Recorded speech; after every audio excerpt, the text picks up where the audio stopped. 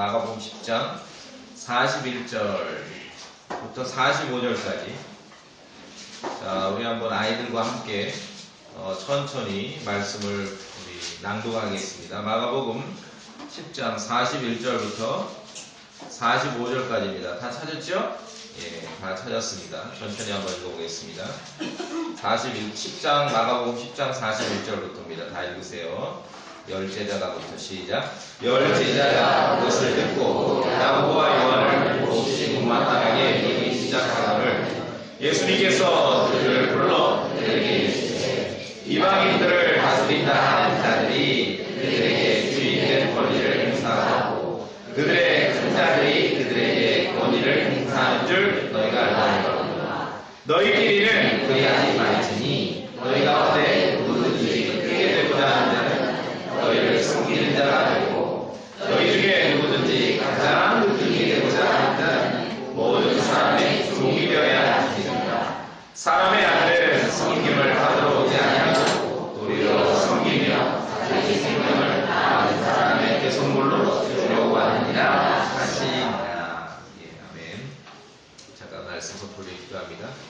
거룩하신 하나님 아버지, 이 시간 주님, 우리가 모두 주님의 영으로 충만하길 원합니다. 진리로 우리를 거룩히 구별하여 주시옵소서.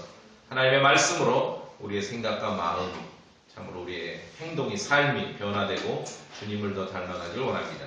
부족한 저에게 해야 될 말을 넣어주시고 선한 마음으로 진리를 선포하며 우리 듣는 성도들도 참으로 준비된 마음으로, 좋은 마음으로 하나님의 말씀을 받아들이고 긍정적으로 받아가도록 늘 인도해 주시옵소서. 악한 마귀가 방해하지 못하도록 늘 붙잡아 주시옵소서. 감사드리며 우리 주 예수 그리스도 이름으로 기도드립니다. 아멘. 자, 이제 이 이야기가 어디서 오냐면은 야고보와 요한 형제지간이죠. 세베대의 아들 야고보와 요한이 마가복음은 이제 어머니가 출연을 안 하는데 이제 마태복음이나 다른 책에 보면은 야고보하고 요한 형제가 엄마를 대동하고 예수님께 와서 이제 청탁을 하는 거예요. 말하자면 예수님 왕국이 되면은 우리를 좀 좌우로 앉혀주시라고. 그런 이제 본인들만 얘기하는 게 아니라 야고보와 요한 엄마가 등장해요. 우리는 사도 야고보, 사도 요한 대단한 사람들 아닙니까? 그런데 주님의 왕국에 오른쪽 왼쪽 앉는 자리를 청탁하려고 엄마까지 대동을 한 거예요. 참 똑같아요. 사람은 뭐 열어놓고 보면 다 똑같다는 것이죠. 그 말을 듣고 예수님께서 주시겠다고, 그럼 너 야고보는 내 오른쪽, 요한은 내 왼쪽, 그렇게 오케이를 하시진 않았어요. 야, 그거 니들이 원하도 받을 수 있는 게 아니야. 그거는 정해진 사람이 거기 앉을 수 있어라고 이렇게 오케이를 하시지 않았는데도 그 다음 장면 이제 41절이에요. 10명이, 다른 제자들 10명이 야고보와 요한이 엄마까지 데리고 와서 그렇게 예수님 오른쪽 왼쪽 청탁을 하는 걸 듣고는 이 사람들이 어떻게 된 거예요? 41절을 보니까 못마땅하게 여긴 거예요. 기분 나빠요. 불쾌합니다. 그러니까 예수님께서 야, 이거 큰일 났겠거든요. 이거 뭐 12명밖에 참 어떻게 보면 참 시답지 않은 사람들 12명 거저 이렇게 데리고 다니는데 얘네들이 이때 또 10명, 2대 10로 10으로 이렇게 찢어지면 안 되니까 예수님께서 이제 개입을 하십니다. 하시면서 42절 말씀을 하는 거죠. 무슨 말씀이냐면은 세상에서 누가 권위를 행사하고 누가 권리를 행사하는지를 다 안다는 거죠. 어떤 세상적인 원리를 다 아는 겁니다. 세상에서는 주인이 권리를 행사하죠. 주인이 권한을 행사하고 또 큰 자, 말하자면 센 사람이 권위를 행사하는 것입니다. 그런데 제자들에게 뭐라고 말씀하십니까? 43절에 너희끼리는 그리하지 말지니. 그러니까 세상에 어떤 누가 권세를 부리고 누가 파워를 갖는지 그런 것을 우리가 다 알고 있어요. 다 알고 있고 그런 원리로 세상이 이렇게 돌아가고 형성되어 있지만 너희끼리는 그리하지 말라는 거죠. 그러니까 주님의 사람, 하나님께 속한 사람들은 전혀 다른 원리가 적용된다는 것을 오늘 예수님께서 가르쳐 주시는 것이에요. 말하자면 좀 밖에서 예배당 교회 밖에서도 센 사람이 행사하는데 그 교회에 들어와서도 센 사람이 행사하는 거 너희 그런 건 안 된다는 거죠. 그렇게 해서는 안 된다는 것을 지금 가르쳐 주시는 것이에요. 오늘날 보면은 성경을 연구하지도 않고 깊이 고민해 보지도 않으면서 사람들이 모이니까 그냥 뭐 교회도 이렇게 운영돼 저렇게 운영돼 하면서 그러한 모습들은 그건 아니라는 것이죠. 예수님께서 말씀하신 그러한 어떤 주님께 속한 사람들에게서 누가 권한을 행사하고 권위를 행사하는가, 누가 파워를 갖는가, 그건 전혀 다른 얘기라는 거예요. 자칫하면 그저 그냥 세상에서 돌아가는 원리대로 하나님께 속한 사람들도 그렇게 할 수 있기 때문에 이 경고를 주시는 겁니다. 제자들도 야고보와 요한도 그걸 원하는 거예요. 예수님을 섬긴다면서 뭐 세상에서는 총독 옆자리, 왕 옆자리는 못 앉지만 예수님 가장 옆자리는 그래도 자기들이 앉아야 되겠다라고 하면서 이렇게 부탁을 했다가 이제 이런 일들이 벌어지게 된 것입니다. 그래서 우리는 늘 하나님의 말씀 앞에서 저도 그렇고 여러분도 그렇고 어떻게 살아가야 될지, 어떤 처신을 가져야 될지, 어떻게 해야 내가 정말 더 성숙한 성도가 되고 성숙한 인간이 되고 하나님께 영광을 돌리는 그런 사람이 될지를 늘 고민하셔야 돼요. 그냥 아무 생각 없이 사다 보면은 아무것도 아닌 사람이 될 수도 있는 것이죠. 자, 그래서 우리가 이 말씀을 보면서 먼저 이제 몇 가지 용어 정리부터 합니다. 왜냐하면은 아까 말씀드린 이 신기독교에서는 주님의 말씀을 제대로 정확하게 따르지 못하게 만드는 그런 용어들이 이미 있어요. 뭐 성경에 없는 것은 아닌데 그렇게 성경과는 달리 왜곡되이 사람들이 사용하고 이용하는 그런 말들이 있습니다. 이제 현대 기독교에서 이 내용과 관련해서 이제 제가 말씀드리면 여러분 그 사역이라는 단어 들어보셨죠? 저 사람은 사역자다.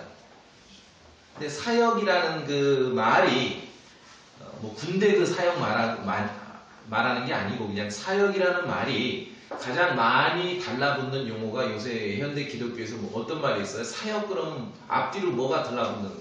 기억나세요? 사역자, 찬양 사역자 그런 말 들어봤죠? 참 기가 막혀요. 말을 만들어내는 거 보면은 찬양 사역자, 목사로 하기는 좀 쪼달리니까 사역자라고 이렇게 슬며시 돌아가는 거예요. 사역하다. 뭐해요? 사역 준비해요. 사역을 준비해. 그 사역이 뭡니까? 제가 이제 군대에서 군대 갔다 오시면 그 군대에서 그 사역이 아니라고 했는데 사실 그 사역이에요. 성경에서 말하는 사역. 높은 사람이 지시하고 시킨 일을 하는 그 사역입니다. 군대에서 말하는 그 사역이에요. 성경의 사역도. 그러니까 사역을 준비한다. 이것을 이제 오해를 하기 때문에 주님의 말씀을 온전히 따르지 못하게 하는 그러한 일들이 벌어지는데 저는 이해가 안 돼요. 사람들 만나는데 뭐해요? 뭐 사역을 하는 것도 아니고 사역을 준비해 그러면 도대체 그게 설교를 하고 싶다는 말인지 성경을 가르치고 싶다는 말인지 교회를 차려서 먹고 살겠다는 말인지 아니면은 정말 영혼들을 긍휼히 여기고 그 영혼들에 대한 책임을 지겠다는 말인지 도대체 이해가 안 돼요. 사역 준비한다는 것이. 그들이 말하는 사역이 무엇인지. 그러니까 어떤 일들이 벌어졌냐 하면은 뭐 책 좀 읽고 근데 이 독해력도 별로 없어요. 사람들이. 이렇게 차분히 글을 읽어본 적도 없기 때문에 그러한 기초 위에 신앙서적을 읽는다고 금방 막 이해력이 나오는 거 아니거든요. 책 좀 읽고 인터넷으로 뒤적거리다가 본 지식을 이 자랑하는 걸로는요 절대 다른 사람을 도울 수가 없어요. 제가 흔히 이렇게 회자되는 이 사역이란 말에 대해서 우리가 한번 생각하고 예수님의 말씀을 우리가 깊이 묵상하기를 원하는 것입니다. 왜냐하면은 인간의 그런 육신의 욕망 중에 하나가 뭐냐면 자랑이거든요. 자랑. 하여간 내가 가진 것을 뻥튀기 위해서 자랑하겠다는 거, 이건 인간의 육신의 욕망 가운데 가장 공통적인 것 중에 하나예요. 그렇죠? 자랑하는 거 싫어하는 분 있습니까? 다 자랑해요. 어떤 사람은 아이고 자기 사업 막 커진 거 되게 자랑하고 다닌다고 뭐라고, 어떻게 사람이 저렇게 자랑을 해? 이 사람은 근데 다른 걸 자랑해. 다 자랑해요. 자랑하거든요.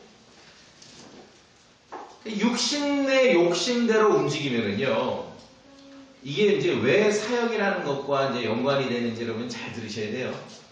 육신의 욕심대로 움직이면은요, 아무리 좋은 지식을 가지고 있다 하더라도 다른 사람을 세울 수가 없습니다. 왜냐하면 영혼에 대한 책임을 지질 않습니다. 배려할 줄 몰라요. 왜냐하면 어떤 천상의 지식이라 할지라도 육신의 욕망에 의해서 그걸 쏟아놓을 때는 그 사람들, 청중에 대한 그 배려하는 마음이 아니라 오로지 자기 중심에서 이걸 쏟아놓기 때문에 절대 사람을 세우지 못합니다. 그 영혼에 대한 책임을 지지 않아요. 이 신기독교에서 사람들이 흔히 사역을 준비해 사역합니다. 이 말은 저는 그렇게 이해하는 거예요. 영혼에 대한 책임은 지지 않으면서 뭔가 육신의 욕망을 자기가 이 종교적으로 기독교 내에서 뭔가 좀 써먹겠다는 것이죠. 이거는 주님께서 일하는 방식과 전혀 다릅니다. 주님께서 일하는 방식.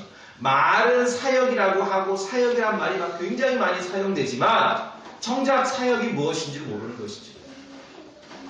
사역이라는 것은요, 하나님께서 저에게, 여러분에게 어떤 일을 시키는 거예요. 너 그거 해. 왜 군대에서 호루라기 싹 불어가지고 뭐 시키라 하잖아. 일 시켜. 하나님께서 성도 각자의 어떤 일을 지정해 놨습니다. 그 일을 맡아서 하는 것이에요. 그 사람을 사역자라고 하는 것입니다. 그 일을. 그래서 사역이란 말은 쉬운 말로 좀 쉽진 않죠. 한자 말로 바꾸면 사환. 옛날에 그런 말을 많이 썼죠. 사환. 쉬운 말로 심부름꾼. 심부름꾼이에요. 그러니까 하나님 중심적으로 사고하지 않으면 이 사역이란 말을 망가뜨려 버리는 거예요. 하나님께서, 우리의 주님께서 나에게, 여러분에게 어떤 일을 지정해서 그 일을 시킵니다. 그 일을 하면은 사역자가 되는 것입니다. 이해되십니까? 그 일을 하는 것이 사역이에요. 무슨 자기 욕망에 따라 알량한 지식을 사람들에게 쏟아붓는 것이 사역이 아니라, 그렇죠? 아니면 교회에 차려서 먹고 살겠다는 것 사역이 아니에요. 하나님께서 나에게 시키신 일을 맡아 행하는 것이에요. 그래서 사역을 영어로 이제 킹제임스는 미니스터 그렇게 나오는데 쉬운 말로 풀어 설명하면은 섬긴다는 말입니다. 섬기는 거예요. 주님께서 어떤 일을 나에게 시키셨어요. 그 일을 수행하는데 목적은 항상 다른 사람들을 섬기도록 되어 있는 것입니다. 사역은 섬기는 것이에요. 사역자라는 말은 섬긴다는 것입니다. 섬긴다는 말이에요. 그래서 이 미니스터, 섬긴다, 사역자라는 말과 가장 잘 통하는 단어는 뭐냐면 종이에요. 종, servant. 한국 사람은 종이란 단어만 들으면 막 진저리를 치죠. 잘 몰라서 그래요. 노예가 아니라 종입니다.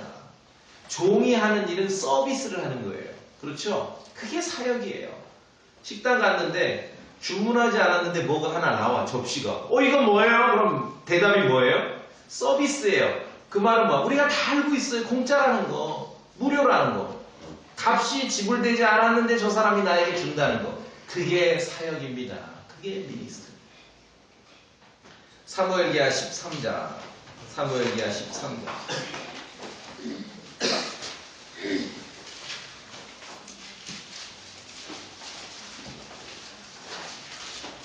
사무엘기하 13장.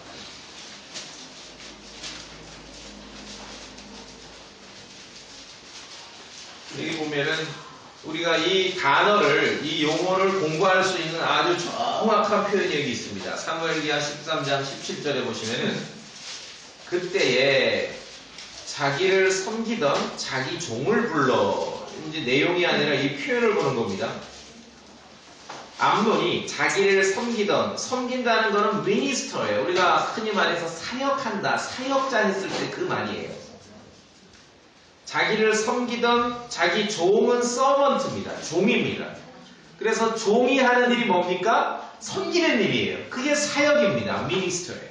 미니스터. 그래서 사역자다, 사역한다.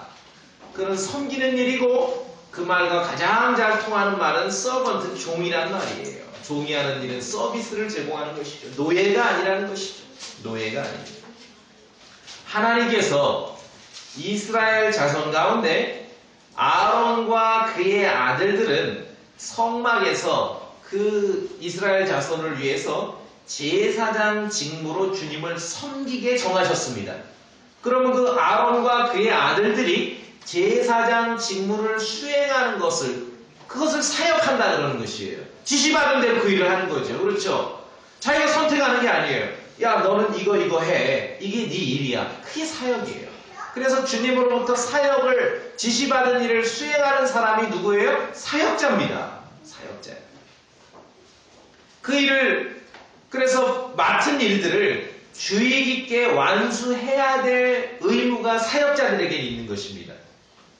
사역자들에게 정하신 일을 하는 겁니다. 정하신 일을. 그러면 성막에서 사역하는 사역자들이 아론과 그의 아들들, 제사장들만 있었는가? 그렇지 않죠. 성막에서 그 성소에서 섬길 때 레위 지파가 또 집안별로 나누지요. 1, 2, 3 이렇게 큰 집안별로 나눠가지고 거기서 이제 그 제사장 일도 수행을 하고 레위 지파의 다른 사람들은 성막에 온갖 섬기는 일, 그게 사역입니다. 미니스터. 성막에서 섬기는 일들을 합니다. 때로는 뭐 이렇게 짐승의 똥을 떠다 버리는 일도 손으로 안 떠요. 부삽으로 뜨거든요. 그럼 성경에 보면은 성막에서 그 짐승의 똥을 떠서 버리는 그걸 뭐라 그러냐면 섬기는 데 쓰는 기구라 그래요. 사역하는 데 쓰는 도구입니다. 그 삽도. 자, 이제 이 말에 대해서 좀 이해가 되십니까? 사역한다. 이건 섬기는 일이에요. 주님께서 성도에게 어떤 지시하신 그 일을 수행하는 것입니다. 수행하는 것. 그러니까 사도 바울이 복음의 사역자가 됐다고 하니까 뭐 바울처럼 위대한 사람이 되는 걸 줄 알고 사역자가 된다는 게, 복음의 사역자가 됐다는 것은 예수 그리스도로부터 그 복음을 맡았고 그 복음을 선포할 그 책임이 주어졌기 때문에 바울이 자기가 복음의 사역자다. 복음을 가지고 섬기는 사람이 되는 거예요. 그렇죠? 그러니까 뭐 이 신기독교에서는 사역자, 뭐 사역이 유행하는데 다르다는 거예요. 좀 다르다는 걸 우리가 여러분이 이해하셔야 됩니다. 각자 주님 앞에서 주님 안에서 맡은 일을 하는 것이에요. 여러분 한 주간 살아가면서 하나님으로부터 맡겨진 일이 있죠. 이거 뭐 목사님 모르신 말씀, 이건 내가 학교 졸업하고 이력서 써서 맡은 일인데 그건 주님을 지금 잊어버리고 사는 거죠. 주님께서 여러분이 해야 될 일을 주셨습니다. 그럼 그 맡겨진 일을 해갈 때 그걸 사역한다 그러고 사역자가 되는 것입니다. 그 일을 우리는 주의하며 이루어야 될 그런 책임이 있는 것이죠. 자, 좀 더 이제 말 뜻을 좀 더 정확하게 보겠습니다. 출애굽기 24장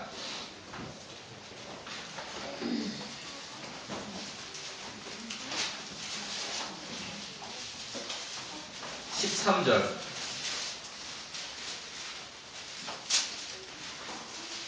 24장 13절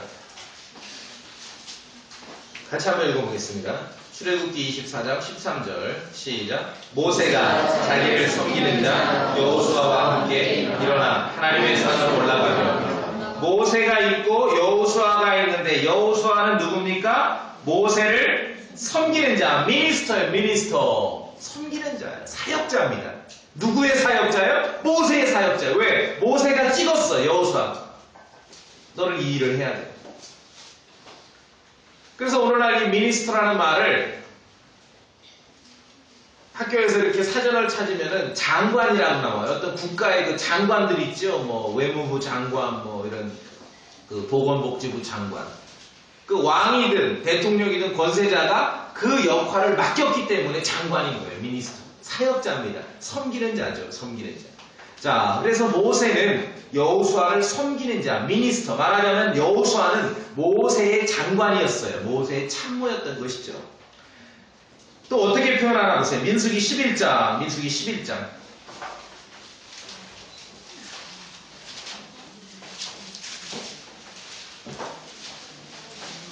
민수기 11장 29절.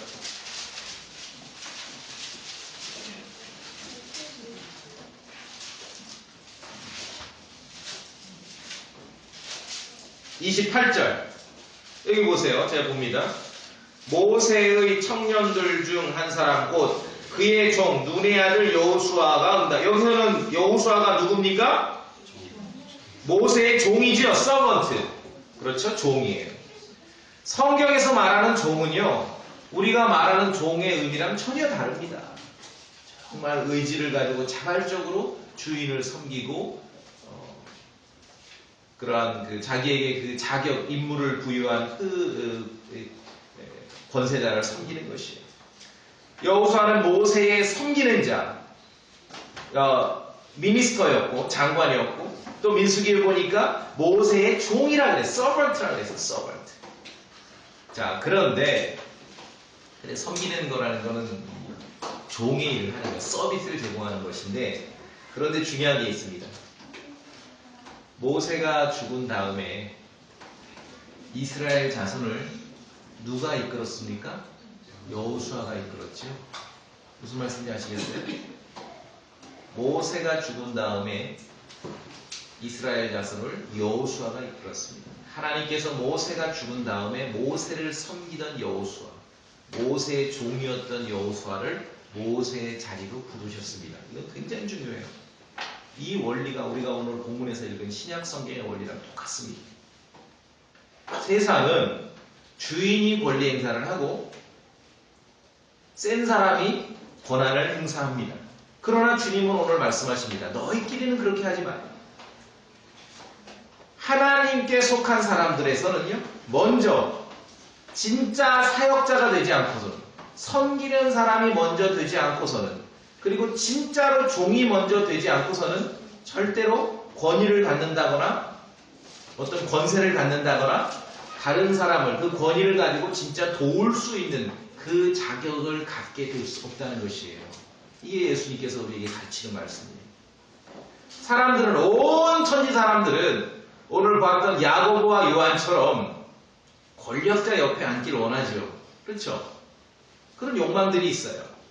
그리고 다른 사람이 그 자리에 앉거나 그 자리에 앉으려고 애를 쓰는 모습을 보면 기분 나빠요. 왜냐하면 서로 경쟁을 하고 있는 거기 때문에, 육신의 욕망이 서로 충돌하고 경쟁하고 있기 때문에 싸움이 거기서 나는 것입니다. 그게 세상입니다. 그게 세상이에요. 그러나 하나님께 속한 사람들, 교회는 전혀 다른 원리로 돌아간다는 걸 예수님께서 오늘 가르쳐 주시는 것이고, 그 순서가 있다는 거죠. 권위를 갖고 싶냐? 권세를 행사하고 싶어? 그걸 가지고 다른 사람들을 정말 돕고 싶어? 그럼 정말 먼저 사역자가 돼야 돼. 정말 진짜로 남을 섬기는 사람이 먼저 되고, 남을 진짜로 종이 먼저 되어야 그런 지위와 자격을 부여받게 된다는 것들을 구약부터 신약 성경까지 하나님께서는 아주 질서 있게 체계적으로 그 원리를, 진리를 우리에게 가르쳐 주시고 있는 것이. 한마디로 좀 비유를 하자면은, 학기 초 되면 애들 학교에서 반장 선거하지. 그치? 반장 나가본 적 있어? 우리 애들은 나가본 적이 없는데, 나가면 뭐 저를 반장으로 뽑아주신 뭐 다스리고 지배하고 어떻게 하겠다 그러면 인기 없어. 아이들 잘 들어. 잘 섬기겠다 그러고, 청소도 열심히 하겠다 그러고, 잘 돌봐주고. 그런 뽑혀. 알아? 무슨 말이냐면요, 야고보와 요한처럼 행동하는 것을 싫어해. 자기도 그런 욕심이 있기 때문에. 세상이 그렇습니다. 그런데 누가 그렇게 처신을 안 하고 조금이라도 다 자신들과 달리 섬기고 종처럼 서비스를 제공하고 이런 사람이 출연하면요, 각자 그 욕망이 충돌하면서 서로 다투며 살지라도 그런 사람이 나오면은 그 사람 지지해 준다는 것이에요. 세상도 그래요. 무슨 말씀인지 아시겠죠? 세상도 그렇다는 것입니다. 자, 성막에서 섬기는 사람들이요, 제사장만 있었던 게 아닙니다. 아론과 그의 아들들만 성막에서 섬긴 게 아니에요. 성막은 거기에 이제 레위 지파가 다 질서 있게 이 부서별로 배치가 됐는데, 천막을 관리하는 사람도 있고, 어떤 거기에 용기와 그릇과 기구를 관리하는 사람들도 있고, 전문적으로 운반을 담당하는 사람들도 있습니다.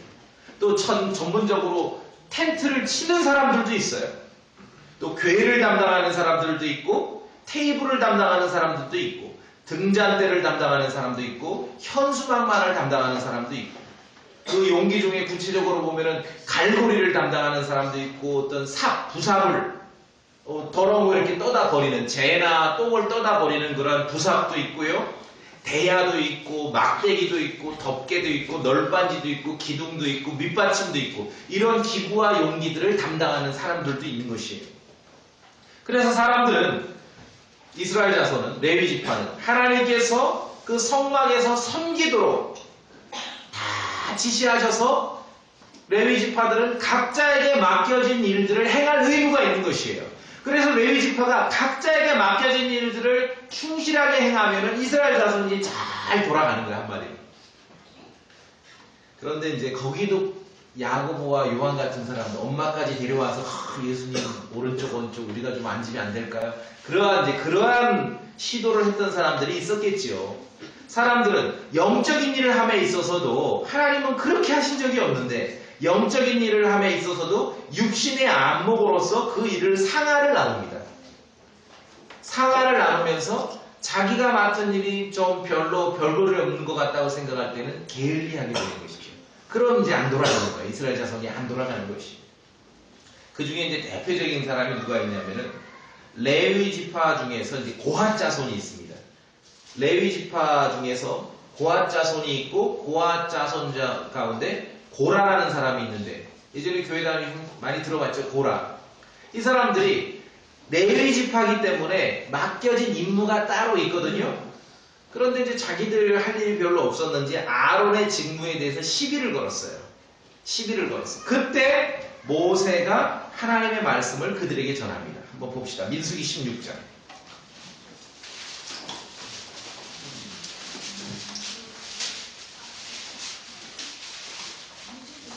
민수기 16장. 레위 지파의 일족인 고라와 그의 친구들이 아론의 직무에 대해서 시비를 걸자 이제 모세가 그들에게 하나님의 말씀을 대언합니다. 8절 9절을 우리 같이 읽어봅시다. 민수기 16장 8절 9절.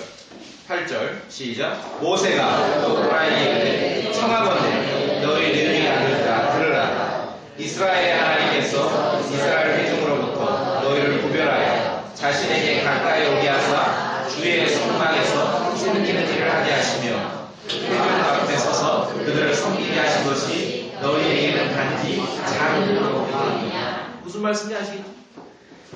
하나님께서 정말 아끼고 아껴서 이 사람들에게 뒀던 성막에서의 직무를 주셨거든요.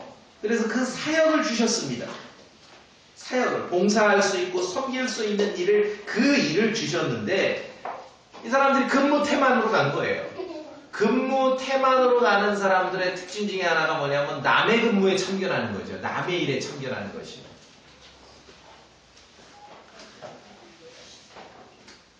그래서 주님께서 계속 이렇게 말씀하시면서 오늘 우리에게 보여주신 그 말씀을 하시는 거예요. 으뜸이 되고자 하는 자는 섬기는 자가 되라는 것이고 크게 되고자 하는 자는 종이 되라 하시는 것이에요. 이게 세상하고는 전혀 달라요. 여러분들이 밖에 나가면은 그렇게만 하면 때로는 어떻게 보면 세상에서 당할 수도 있겠지만 우리가 성도로서 교회에 모여 적어도 하나님의 사람들끼리 모여서 그런 연습과 훈련을 하게 되는 거예요. 그렇죠? 그게 예수님의 말씀이에요.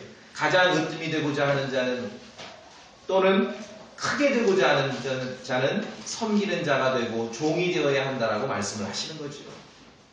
그래, 핵심은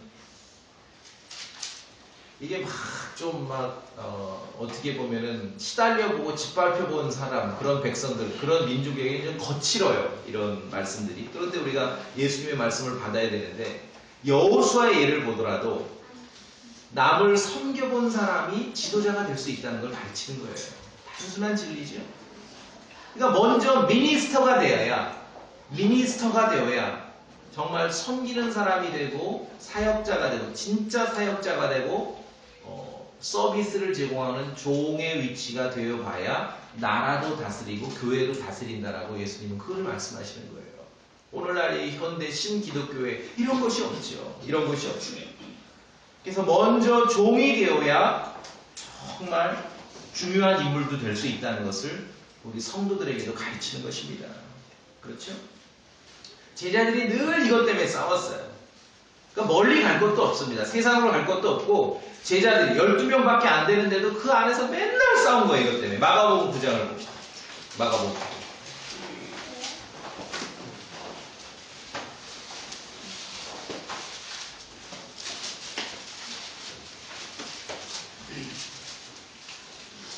마가복음 9장 제가 볼까요? 예. 33절에 보면 그분께서 가버나움에 이르러 집에 계실 때 그들에게 물으시되 너희가 길에서 무슨 일로 너희끼리 논쟁하였느냐 하시면 이렇게 이제 행진하다가 심심하니까 싸운 거예요. 제자들이.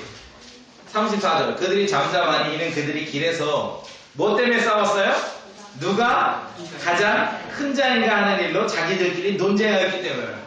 그렇죠. 베드로냐 뭐 요한이냐 야고보냐 뭐 가룟 유다냐 이게 뭐 어른들뿐만 아니라 사실 어른들도 그거 아닙니까? 나라가 뭡니까? 누가 대권을 잡느냐 아니에요. 그거 가지고 싸우는 거 아닙니까? 그렇죠. 누가 뭐 지역의 장이 되느냐, 누가 뭐 국회의원이 되느냐, 누가 지방의원이 되느냐, 그걸 싸우잖아. 애들도 마찬가지야. 애들도 2명만 모이고 3명만 모이면 누가 대장하느냐 싸우는 거죠. 제자들도 마찬가지였어요. 제자들도.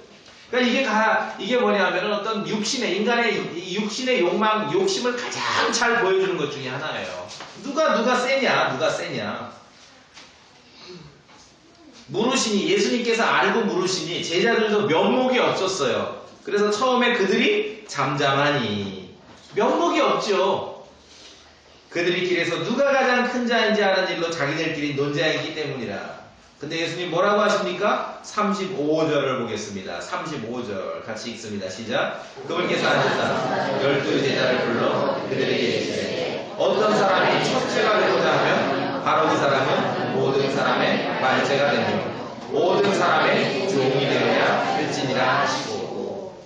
전적으로 세상에 나가서도 여러분 이렇게 살아야지만 성공하고 잘 된다라고까지 제가 말할 자신은 없어요. 왜냐하면 세상이 이 원리로 돌아가고 있진 않기 때문에. 그러나 적어도 하나님을 믿는 사람들, 예수 그리스도께 속한 사람들은 주님께서 그 제자들에게도 제자들을 두시면서도 반복해서 말씀하신 것이 바로 이러한 삶의 원리라는, 우리의 마음이라는 것이죠. 왜? 인간의 그 육신의 욕망을 가장 드러내는 것이 바로 이거예요. 누가 세냐는 거예요. 누가 가장 큰 자이냐는 거예요. 누구 말빨이 먹히냐 이것이죠. 그거 가지고 싸우죠. 맨날. 그렇죠? 아니 뭐 짜장면 먹으러 가기만 해도 싸우잖아요. 너무 많이 가면 싸워요. 누구 주문에 따라갈 거냐 가지고 다투기도 하고. 결국 인간의 모습이 이렇다는 것이죠. 근데 예수님 뭐라 하십니까? 첫째가 되고자 하면은 말째가 되고 모든 사람의 종이 되어야 한다는 것이에요. 참으로 이 마음이 우리 안에 있어야 된다는 거예요. 참으로 이 마음이 우리 안에 있어야 됩니다. 그러면서 말씀하십니다. 36절에 어린아이 하나를 데려다가 그들의 한가운데 세우시고 그를 팔에 안으시며 그들에게 이르시되 누구든지 내 이름으로 이런 어린아이 중에 하나를 받아들이는 자는 나를 받아들이며 또 누구든지 나를 받아들이는 자는 나를 받아들이지 아니하고 나를 보내신 분을 받아들이느니라 하십니다.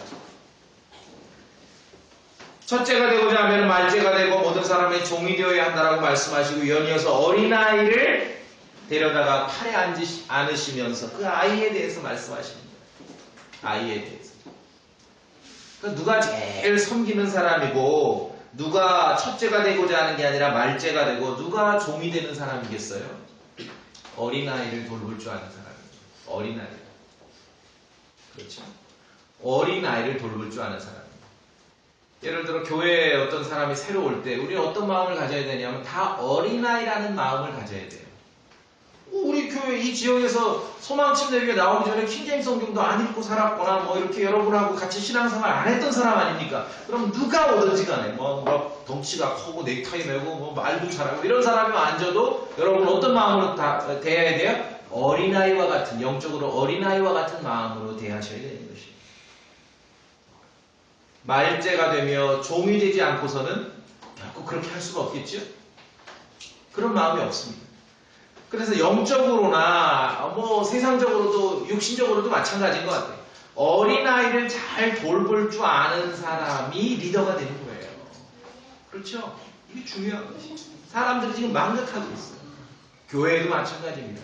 영적으로나 육신적으로나 어린아이를 잘 배려하고 돌볼 줄 아는 사람, 그리스도 안에서 어린아이일 수 있고 육신적으로 어린아이일 수도 있고 어린아이를 잘 돌보고 배려하는 사람이 그 사람 마음에 첫째가 되고자 하는 마음보다 말째가 되고자 하는 마음과 남을 섬기고자 하는 그런 예수 그리스도의 마음이 그 안에 있다는 것입니다. 그것을 주님이 지금 우리에게 가르쳐 주시는 것이에요. 그래서 흔한 말로 뭐 사역을 준비해요, 사역자예요, 뭐 사역해요, 그런 흔한 말의 사역이 아니라 진짜로 미니스터가 되어야 돼요. 진짜로 사역자가 되시고 진짜로 섬기는 사람이 되어야 합니다. 어린아이를 돌보는 사람이 되어야 해요. 예배당에 오면은 누구에게 여러분이 한 번이라도 더 눈길을 가야 돼요? 어린아이를 살펴야죠. 정말 주님의 마음을 갖게 되는 것이죠. 그래서 섬긴다, 사역이다, 뭐 미니스터다, 다 같은 말이에요. 종이다. 종이다. 성경에서 교회에 예수 그리스도의 이름으로 모이는 사람들에게 이러한 막 구약 성경부터 예수님께서 제자들 두고 맨날 막 누가 최고인지 누가 센지 싸우는 제자들 두고 가르치시면서 주님의 교회를 이루면서 그냥 아예 그 미니스터, 사역의 전문가, 그냥 섬기는 그 전문가로 교회 안에 그냥 직분을 하나 박아놨어요. 그게 뭐냐면 그게 디콘이에요. 그게 집사라는 것이에요. 그래서 이게 그렇게 중요하다는 것이죠. 사역을 하고 섬기고 하는 그 일들이 그렇게 중요한 것이죠. 이 마음이 아니라면은 예수님처럼 어린아이를 돌보고 어린아이에 관심을 갖는 마음이 아니라면은 정말 우리가 진심으로 다른 영혼들을 세우거나 돕기는 어렵다는 것이죠. 여러분 그 마음을 늘 가지셔야 됩니다. 그렇죠? 자, 그래서 또 봅시다. 구약에 보면은 엘리야가 있고 엘리사가 있죠. 엘리사가 스승님이고 이제 엘리야가 스승님이고 엘리사가 이제 그 다음인데 엘리야가 엘리사를 참 이름 헷갈리게 해놨어요. 막 좀 헷갈려요. 엘리야가 엘리사를 이렇게 불렀습니다. 근데 엘리사는요 대단해요. 엘리야의 대를 이었는데 기적의 대언자입니다. 기적의 선지자입니다.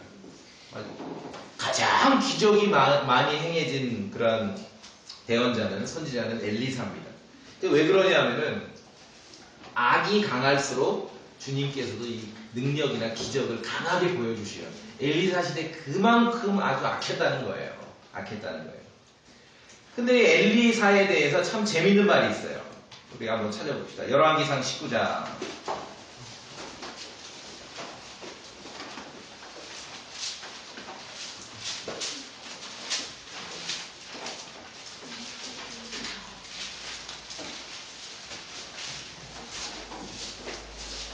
열왕기상 19장. 엘리야가 엘리사를 불렀습니다. 그래서 21절에 19장 21절에 보니까 엘리사가 그를 떠나 돌아가서 한 겨리의 소들을 취하여 잡고 소의 기구로 그것들의 고기를 삶아 백성에게 주니 그들이 먹으매. 그 다음 보세요. 이에 그가 일어나 누구를 따라갑니까? 엘리야를 따라가며 어떻게 했어요? 그를 섬겼더라. 미니스터예요. 그의 사역자가 된 것입니다. 미니스터가 된 거예요. 근데 이제 어떤 일을 했는지 구체적으로 이거 읽으면 좀 이 한국 사람들은 약간 좀 기분이 나쁠 수도 있어요. 왜냐하면은 이 하도 짓밟히고 시달린 민족이기 때문에 이 종 뭐 이런 말만 나오면 좀 얹잖아요. 열왕기하 3장. 근데 엘리사가 엘리야를 따라가서 엘리야를 섬겼는데 그 섬김의 구체적인 모습을 봅시다. 뭐라고 표현하냐? 성경적인 표현으로 뭐라고 하는가? 열왕기하 3장 11절. 열왕기하 3장 11절. 자, 우리 여러분이 한번 읽어주시기 바랍니다. 열왕기하 3장 11절. 열왕기하 3장 11절. 시작.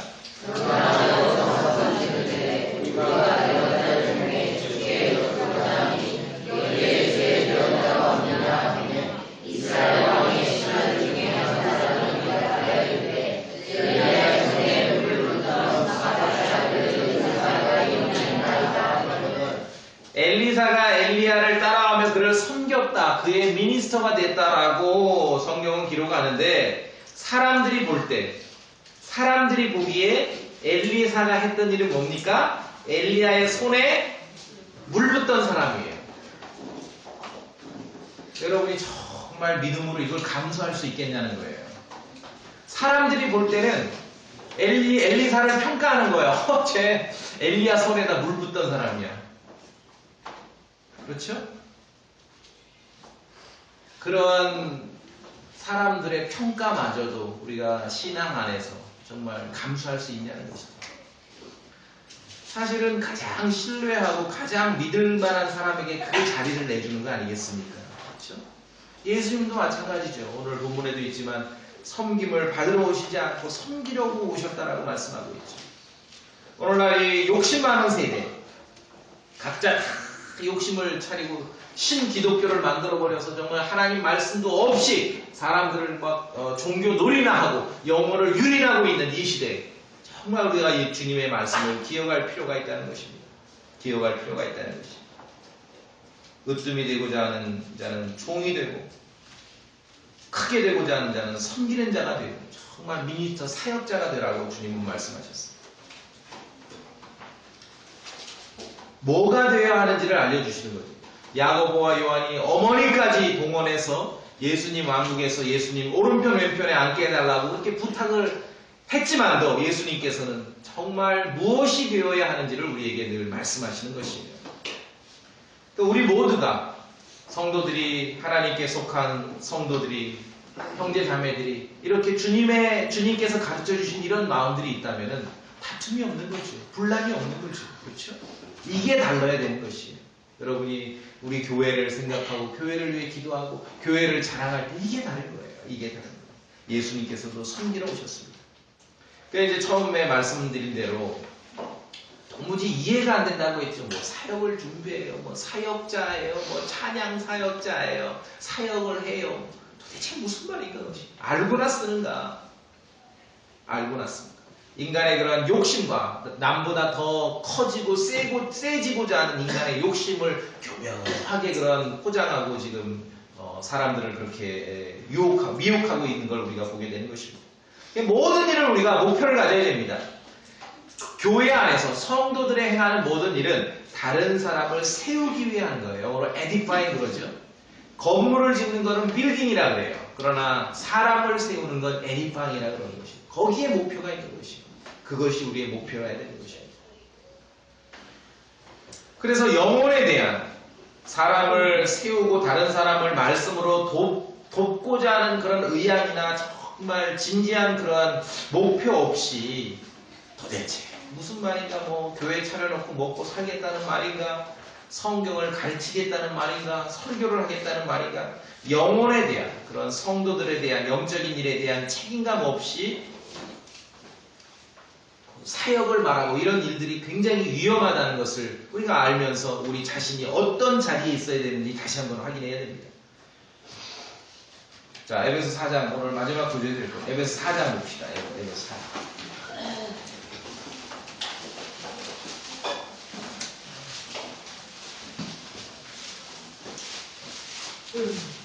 에베소 4장